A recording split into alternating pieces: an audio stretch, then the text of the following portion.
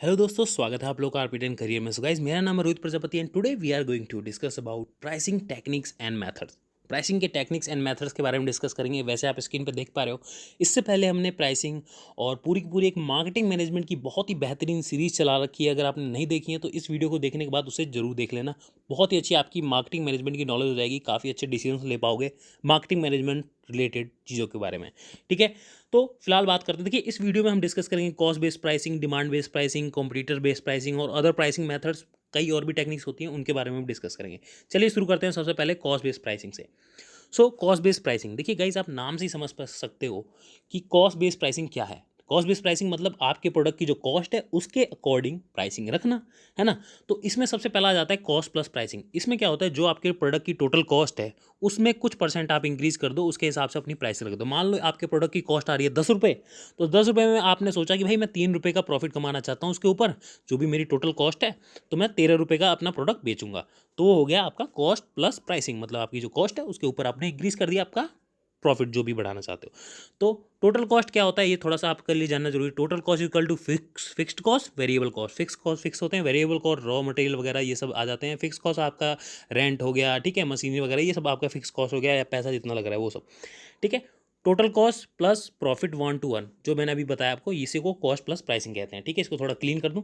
फिलहाल now incremental cost pricing, इसे हम मार्जिनल कॉस्ट प्राइसिंग भी कहते हैं। ठीक है, तो इंक्रीमेंटल कॉस्ट या फिर मार्जिनल कॉस्ट क्या होता है। देखिए, जब कोई कंपनी, मान लो एक एग्जांपल लेते हैं कि कोई कंपनी है जो 10 प्रोडक्ट बना रही है, हर एक प्रोडक्ट का प्राइस है 100 रुपये, उसके हिसाब से 10 प्रोडक्ट का प्राइस कितना हो गया, 1000 रुपये। ठीक है, 1000 रुपीज़ हो गया 10 प्रोडक्ट का कॉस्ट।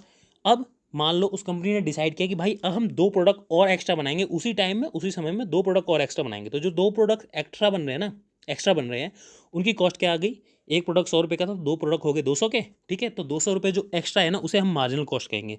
ठीक है, तो उसके अकॉर्डिंग, उस सिचुएशन के अकॉर्डिंग जो प्राइसिंग रखी जाएगी उसे मार्जिनल कॉस्ट प्राइसिंग या फिर इंक्रीमेंटल कॉस्ट प्राइसिंग कहेंगे। ये मोस्टली कौन कौन सी कंपनीज करती हैं, like good for large firms, जो बड़ी बड़ी कंपनीज होती हैं वो इसको इस्तेमाल करती हैं। इंटेंस कंपटीशन, जब बहुत ज़्यादा कंपटीशन होता है ना, उस टाइम इस टेक्निक को यूज़ किया जाता है। मतलब इसमें कोशिश करी जाती है कि भाई हमारा कम से कम जो हमारा कॉस्ट लगी है उसके हिसाब से और थोड़ा बहुत जो वेरिएबल कॉस्ट है उसको कवर कर लिया जाए। ठीक है, तो ये चीज़ पे फोकस किया जाता है। फिर आ जाता है इसी में गाइस ब्रेक इवन प्राइसिंग। अच्छा, ब्रेक इवन प्राइसिंग के बारे में जानने से पहले आपको जानना चाहिए break even point. Break even point क्या होता है, जैसे कि लिखा हुआ है, नो लॉस नो प्रॉफिट। मतलब आपका जो प्रोडक्ट जितने में बना है, मान लो 10 रुपये में बना है, तो आपने 10 में बेच दिया। अब इसमें क्या हुआ, आपका ना लॉस है ना प्रॉफिट है। इस रेट पे बेचना ही आपका ब्रेक इवन पॉइंट कहलाता है। इसे आप ब्रेक इवन प्राइसिंग भी कह सकते हैं। बहुत सारी कंपनीज होती हैं, इसे शॉर्ट टर्म में तो इसमें प्रॉफिट नहीं कमाती है कंपनी, ना लॉस होता है ना प्रॉफिट होता है, लेकिन लॉन्ग टर्म में इससे फ़ायदे होते हैं। क्योंकि जब मार्केट कैप्चर होता है ना, तो इकोनॉमी ऑफ स्केल होता है, बहुत लार्ज अमाउंट में प्रोडक्शन होता है, उसके हिसाब से काफ़ी प्रॉफिट होता है। और बाद में चाहो तो अलग अलग टेक्निक यूज़ करके उसकी प्राइसिंग भी बढ़ाई जा सकती है, डिपेंड करता है सिचुएशन के हिसाब से। तो इसे ब्रेक इवन प्राइसिंग भी कहा जाता है। सो गाइज, अब बात कर लेते हैं डिमांड बेस्ड प्राइसिंग की। डिमांड बेस्ड प्राइसिंग, जैसे कि आप नाम से ही समझ सकते हो कि आपके कस्टमर के डिमांड के हिसाब से प्राइसिंग रखना। इसमें सबसे पहला आ जाता है what the traffic can bear. Traffic मतलब ट्रैफिक आपका कस्टमर हो गया। आपका कस्टमर जो आ रहा है आपके प्रोडक्ट को खरीदने के लिए, तो वो ज़्यादा से ज़्यादा आपके प्रोडक्ट को कितने रेट पे खरीद सकता है। मान लीजिए आपके प्रोडक्ट की रेट बैठ रहा है 70 रुपये, टोटल कॉस्ट बैठ रही है, लेकिन आपका कस्टमर है वो 100 रुपये तक आपके प्रोडक्ट को खरीद सकता है। तो आप क्या करोगे कि भाई 100 ही रुपये रख दोगे सीधा कॉस्ट, काफ़ी अच्छा प्रॉफिट होगा। लेकिन लॉन्ग टर्म में ना ये स्ट्रेटजी होती है ना, ये नुकसानदेह होती है ये स्ट्रेटजी। ठीक है, तो इसीलिए ज़्यादातर कंपनियां लॉन्ग टर्म में इसको फॉलो नहीं करती हैं, शॉर्ट टर्म में बेशक फॉलो करते हैं, लेकिन इसमें ना कंपनी के इमेज के ऊपर भी थोड़ा इफेक्ट पड़ सकता है, डिपेंड करता है कंपनी के हिसाब से। फिर आ जाता है स्कीमिंग बेस्ड प्राइसिंग। इसमें क्या करा जाता है कि सबसे पहले कंपनी का जो भी प्रोडक्ट लॉन्च करेगी ना, उसकी प्राइसिंग को हाई रखेगी, हाई के बाद उसको धीरे धीरे धीरे लो कर देगी। इस स्ट्रेटजी को स्कीमिंग बेस्ड प्राइसिंग कहते हैं। तो इसमें क्या हो गया, मान लो सीधे प्रोडक्ट को हाई प्राइस में लॉन्च किया, तो उससे एक क्रिएट हो जाता है इमेज कि भाई प्रोडक्ट में क्वालिटी जरूर होगी, तभी तो इतना हाई प्रोडक्ट का है, मतलब इतना महंगा लॉन्च हुआ है। तो उससे इमेज बरकरार होती है, कंपनी की वैल्यू क्रिएट होती है। बहुत सारे जो हाई क्लास पीपल होते हैं वो खरीदने को रेडी होते हैं, आजकल तो लगभग सब खरीद पा रहे हैं प्रोडक्ट्स को। ठीक है, बहुत सारे, आप जो फ़ोन का एग्जांपल ले लो, कंपनी कई कंपनीज हैं जो कि हाई प्रोडक्ट, हाई लग्जरी, मतलब सॉरी, फ्लैगशिप फ़ोन्स बनाते हैं। तो महंगा लॉन्च करते हैं शुरुआत में, फिर धीरे धीरे उस प्रोडक्ट के कॉस्ट को घटाते जाते हैं, है ना। तो ये स्कीमिंग बेस्ड प्राइसिंग हो गया। फिर आ जाता है पेनिट्रेशन बेस्ड प्राइसिंग। इसमें क्या किया जाता है, ये बहुत सारी कंपनीज होती हैं जो नया प्रोडक्ट लॉन्च करती है ना, उसके हिसाब से लॉन्च करती हैं। इसके अकॉर्डिंग इस प्राइसिंग बेस के हिसाब से लॉन्च करती है। इसमें क्या किया जाता है कि सबसे पहले कम प्राइस रख दिया जाता है, उसके बाद उसको धीरे धीरे बढ़ा दिया जाता है। तो इससे कम प्राइस होने के कारण ना मार्केट जल्दी से कैप्चर किया जा सकता है। तो उसमें ज़्यादा से ज़्यादा प्रोडक्ट बिकेगा, जल्दी मार्केट कैप्चर होगा और आपके प्रोडक्ट का नाम भी बढ़ता है। तो ये पेनिट्रेशन बेस्ड प्राइसिंग स्ट्रेटजी है या फिर टेक्निक है। अब आ जाता है कॉम्पिटिटर बेस्ड प्राइसिंग। इसमें क्या होता है कि देखो, आपका जो कॉम्पिटिटर होता है ना, उसके हिसाब से आप प्राइसिंग रखोगे, उसके हिसाब से आप अपने प्रोडक्ट का प्राइस रखोगे। तो इसमें कॉम्पिटिटर के हिसाब से सोचा जाता है। तो इसमें सबसे पहला आ जाता है पैरिटी प्राइसिंग।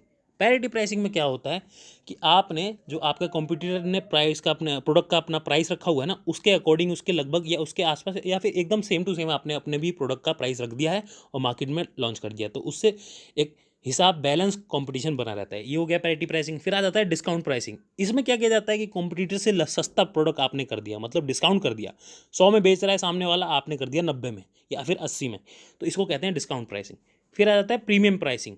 प्रीमियम प्राइसिंग एक अलग तरह की स्ट्रेटेजी आती है। बहुत सारी कंपनी थोड़ा रिस्क, इसमें थोड़ा सा रिस्क सा हो जाता है, क्योंकि आप जो आपका कॉम्पिटिशन है, मान लो 100 में बिक रहा है ना, तो आप बेच रहे हो भाई 110 में या 120 में। आप सोचोगे भाई आपका कॉम्पिटिटर तो सस्ता दे रहा है, ज़्यादातर वही खरीदेंगे। लेकिन यहाँ पे ना साइकोलॉजिकल इफेक्ट, साइकोलॉजिकल गेम खेला जाता है। पता क्या होता है कि बहुत से लोग ना ऐसे भी सोचते हैं कि भाई उसके प्रोडक्ट का अगर कॉस्ट ज़्यादा है ना, वो सेम प्रोडक्ट बेच रहा है लेकिन उसका कॉस्ट ज़्यादा है, तो बहुत से लोग समझते हैं कि भाई हाँ, इसके प्रोडक्ट में क्वालिटी ज़रूर होगी, अच्छा क्वालिटी का प्रोडक्ट होगा, तभी वो उतना महंगा में बेच रहा है। तो ये थोड़ा साइकोलॉजिकल गेम भी हो जाता है। फिर आ जाता है टेंडर प्राइसिंग। टेंडर प्राइसिंग ज़्यादातर मतलब गवर्नमेंट्स के जो पब्लिक सेक्टर के टेंडर्स होते हैं, जैसे गवर्नमेंट कंपनीज होती हैं, ठीक है, या फिर कोई कंस्ट्रक्शन का काम होता है गवर्नमेंट का, तो अलग अलग टेंडर निकाले जाते हैं। तो उसमें टेंडर प्राइसिंग, वही जो आपका पूरा सील्ड होता है, एक उसमें क्योटेशन फिल की जाती है, उसके हिसाब से उसको टेंडर प्राइसिंग कहा जाता है। तो ये हो गई कुछ कॉम्पिटिटर बेस्ड प्राइसिंग, ठीक है। So guys, now other pricing methods. अब इसमें देखो 4 एग्जांपल आपको दिख रहे हैं, तो ये चारों के बारे में बारी बारी से डिस्कस कर लेते हैं। सबसे पहला है वैल्यू बेस्ड प्राइसिंग। अच्छा, वैल्यू बेस्ड प्राइसिंग में क्या होता है, देखिए आपका प्रोडक्ट आपके कस्टमर को कितनी वैल्यू प्रोवाइड करता है, उसके हिसाब से आपके प्रोडक्ट की कॉस्ट डिसाइड की जाती है। अब देखिए, सबसे पहले बात करते हैं इसकी।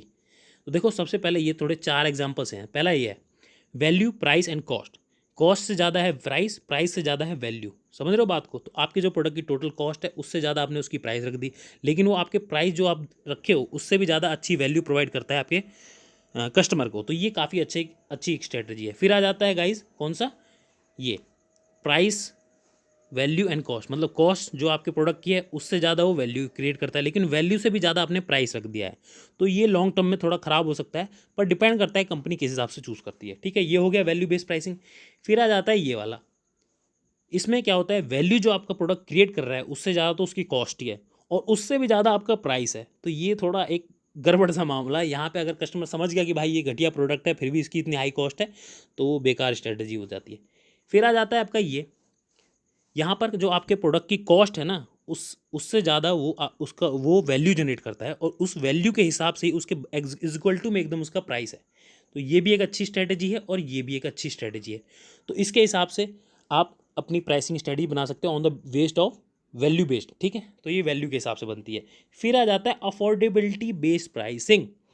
इसमें क्या किया जाता है, नाम से आप समझ सकते हो भाई, कस्टमर किस हिसाब से, मतलब अलग अलग टाइप के कस्टमर होते हैं।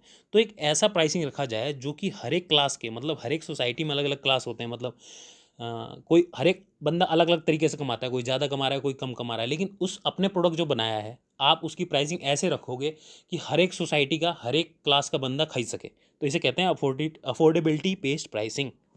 फिर आ जाता है प्रेस्टीज बेस्ड प्राइसिंग। अच्छा, इसमें क्या होता है, इसको आप नाम से समझ पा रहे हो कि नहीं? Prestige based pricing. Prestige based pricing मतलब जो, मतलब सामने वाले कई बार नहीं लेते, शान पे ले लेते हैं। तो भाई मेरी शान है कि भाई मेरे को 50 लाख की कार खरीदनी है और ये फलाने मतलब ब्रांड की खरीदनी है।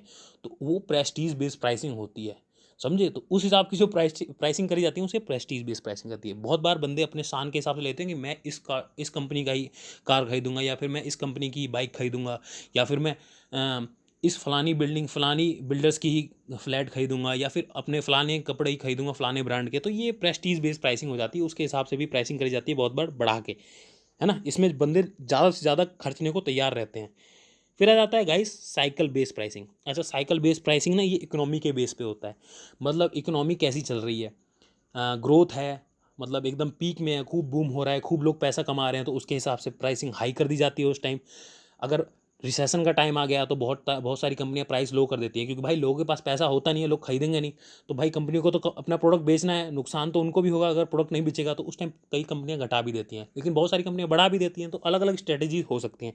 तो इसे साइकिल बेस्ड प्राइसिंग कहा जाता है। सो गाइज, आशा करता हूँ आपको इस वीडियो से काफ़ी कुछ जानने को मिला होगा। हमने अच्छे से डिटेल में थोड़ा डिस्कस करने की कोशिश करी है। जो भी टेक्निक्स या मेथड्स इस्तेमाल करे जा सकते हैं, आप इसके हिसाब से अपनी खुद की भी स्ट्रेटेजी बना सकते हैं। हमेशा जब भी पढ़ाई करो ना, तो ये सोच के करो कि भाई मैं खुद का कुछ बिजनेस क्रिएट करना चाहता हूँ। ठीक है, तो उसके हिसाब से ही पढ़ाई करनी चाहिए। ठीक है, अच्छा लगा हो तो प्लीज़ लाइक करिएगा, शेयर भी करिएगा, और चाहे तो सब्सक्राइब भी कर सकते हैं हमारे चैनल को। बहुत सारी इन्फॉर्मेशनल वीडियोस मिलेंगी आपको। चलिए मिलते हैं गाइज अगली वीडियो में, तब तक के लिए नमस्कार।